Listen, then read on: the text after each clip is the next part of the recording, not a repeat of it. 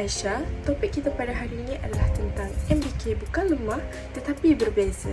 Mari kenali masalah pembelajaran. Baiklah, yang pertama, apa itu masalah pembelajaran? Masalah pembelajaran adalah tentang kesukaran seseorang individu dalam menguasai kemahiran asas seperti membaca, menulis dan mengira, walaupun mereka ini mempunyai tahap kecerdasan yang normal.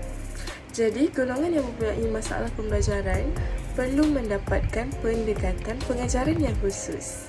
Seterusnya, terdapat beberapa jenis masalah pembelajaran. Antaranya adalah masalah pembelajaran disleksia, disgrafia, diskalkulia, ADHD iaitu Attention Deficit Hyperactivity Disorder, dan juga yang terakhir sekali adalah autism. Jadi, bagaimana kita nak kesan masalah pembelajaran berikut? Yang pertama adalah jika kanak-kanak tersebut mengalami kelewatan perkembangan kemahiran asas seperti membaca, mengira, menulis berbanding rakan yang lain. Seterusnya adalah kanak-kanak ini sukar menerima arahan guru ataupun mereka ini tidak fokus di dalam kelas, kurang fokus, kurang menumpukan perhatian, dan mereka juga mudah hilang motivasi ketika belajar, dan mungkin akhirnya mereka kurang interaksi dengan rakan yang lain. Begitu.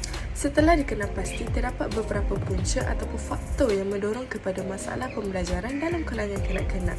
Yang pertama adalah faktor genetik iaitu keturunan. Seterusnya adalah mungkin kanak-kanak ini mengalami masalah ketika proses kelahiran dan juga menyebabkan kecederaan pada otak. Seterusnya, kanak-kanak berada dalam persekitaran yang negatif yang boleh menyebabkan gangguan pada emosi dan psikologi mereka. Baiklah, kita sudah hampir ke penghujung. Berdasarkan punca-punca masalah pembelajaran berikut, apakah langkah penyelesaian yang boleh diambil bagi membantu kanak-kanak masalah pembelajaran ini? Yang pertama, menyediakan program pendidikan khas inklusif. Yang kedua, melakukan intervensi awal iaitu rawatan ataupun bimbingan sejak kecil. Yang ketiga, melaksanakan strategi pengajaran yang berbeza mengikut tahap kemampuan ataupun kebolehan setiap kanak-kanak. Yang keempat adalah memberi sokongan dan dorongan kepada kanak-kanak masalah pembelajaran ini, terutama sekali daripada guru dan juga ibu bapa.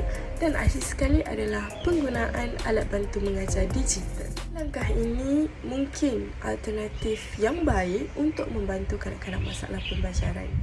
Jadi, marilah kita sama-sama memahami kanak-kanak masalah pembelajaran ini.